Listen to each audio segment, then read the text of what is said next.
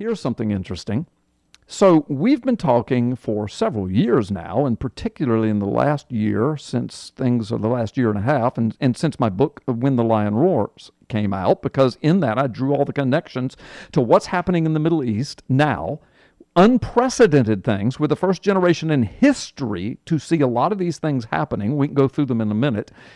And now we got a new president. The globalists are against him. Witches are having seances all over the world and praying against him. The Satanists are coming against him. The internet, ubiquitous reports of prayers and seances and spells. The demonic knows that something is happening spiritually. We know what's happening in the Middle East. And then in the midst of this, Trump takes office and North Korea blows up. No pun intended. They blow up geopolitically and spiritually right before our eyes, threatening to annihilate everybody with nukes. And yet, people have been wondering and asking, how could North Korea be connected to prophecy? Because there's no place in the Bible that seemingly points directly to North Korea. So I'm going to hush and let you start tying some of these things together. I'll jump in there with you, but let's talk about this for a few moments, because it's getting curiouser and curiouser every day, particularly what Fox News is reporting about North Korea and its connection to a Middle East country. No, it really is. And we actually talked about some of this last week here on Freedom Friday, just within the last few weeks. You and I have recorded some Line of Prophecy television shows, which you can find on the ppsimmons YouTube channel and on Carl Gallups' YouTube channel, about this very subject, because it's just front and center. I mean, every day, North Korea, North Korea, North Korea. And then you have Trump firing back, they better not test any more missiles, on and on, meetings with China about North Korea, China stationing troops on the North Korean border. And then now we see today an article from Fox News, and the title is Pentagon Eyes Iran, North Korea military connection. Iran and North Korea. Persia. Of Ezekiel 38. That's exactly right. And so if you go on to read this article, what we find is that it appears, according to this article and military sources, that some of the Iranian nuclear technology and weaponry is being designed, at the very least, possibly even supplied by none other than North Korea. And we keep saying this, watch North Korea, because they could be used to kick off this major world war that seems to be building in the Middle East.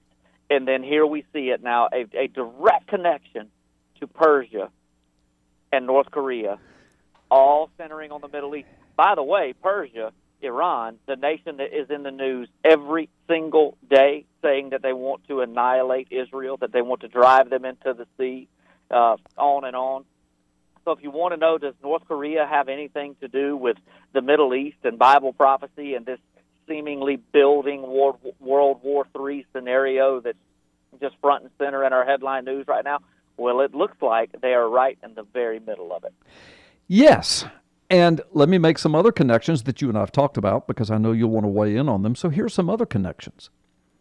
So if our military, if the Pentagon is now drawing connections between North Korea and Iran and nuclear technology, where does Iran's nuclear technology come from? Well, most of it comes from Russia.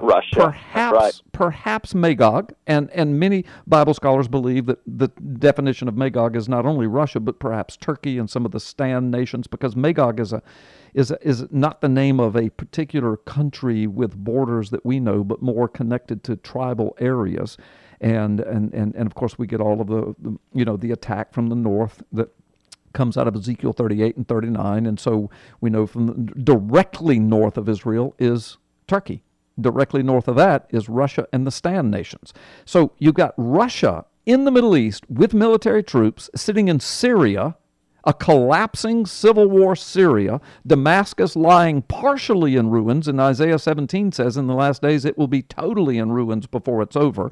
And then China comes into the Middle East, Brandon, bringing their military troops, giving them to Russia in Syria. Russia's tied to Iran, and get this, Barack Hussein Obama signed a compact with Iran about nukes, which he said was going to hold them back. But yet every military analyst and half of Congress that looked at it said, oh no. In fact, Benjamin Netanyahu addressed Congress and the United Nations and says what Barack Hussein Obama is doing is going to ramp up Iran's nuclear capabilities.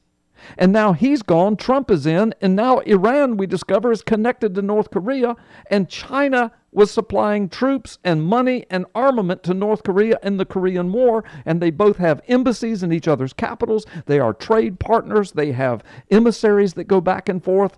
Brother, China, Russia, North Korea, Iran, all of them connected, all of them in the Middle East. You know, North Korea doesn't have troops there, in Syria. And in the meantime, while Syria is collapsing, ISIS is destroying borders, and Turkey is developing into an Islamic caliphate to be the center of Islam through the world. And the book of Revelation says that it's where Turkey is where Satan has his seat. I mean, how could it be more prophetic? How could it be more prophetically tied? Just one day ago, ABC News carried a headline that read, Russia, Iran, and Turkey sign on, quote, de-escalation zones in Syria. Russia, Iran, and Turkey. So Russia and Turkey, the two Magog nations that most scholars believe tie into the Magog, and Persia are now working together in alliance. Yeah, which comes right out of, folks, in case you're new to the Word of God, Ezekiel 38.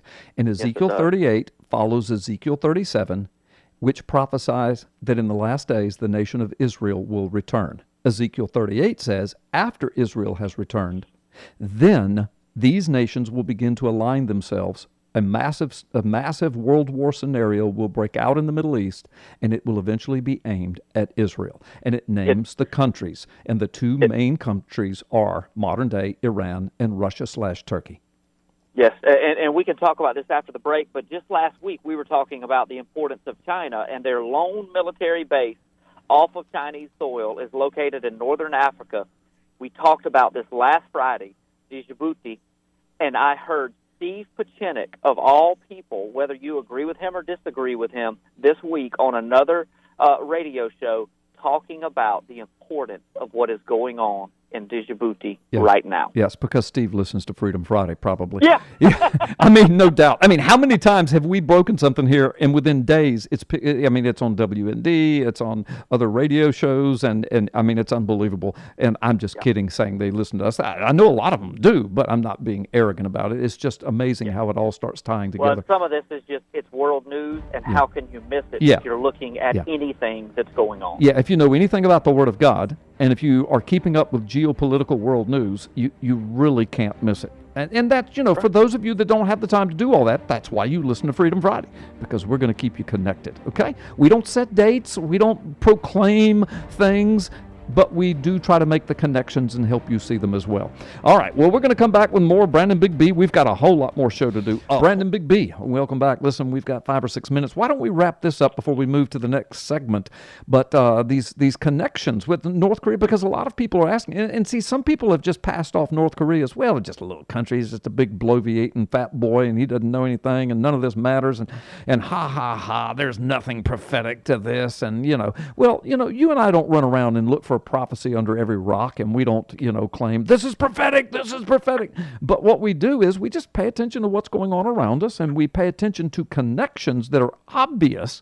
And now the U.S. military, the Pentagon, is saying, oh my gosh, North Korea and Iran are tied together at the hip with nukes. Well, we already know that Russia's tied with Iran. We already know that China is tied together at the hip with North Korea and has been for decades, all the way back prior to the Korean War. And now we have China in the Middle East with its troops, Russia in the Middle East with its troops, and in Syria collapsing. And then Turkey's collapsing into an Islamic caliphate. I mean, I could go on and on. I've already said all this. But I want you to reiterate what you said last Friday, because China's military base is in a certain location that Ezekiel 38 speaks of as being a major player in the very last days after Israel returns. Tell us about that again. Remind folks. Yeah, it does. And not only that, I just think this is so important.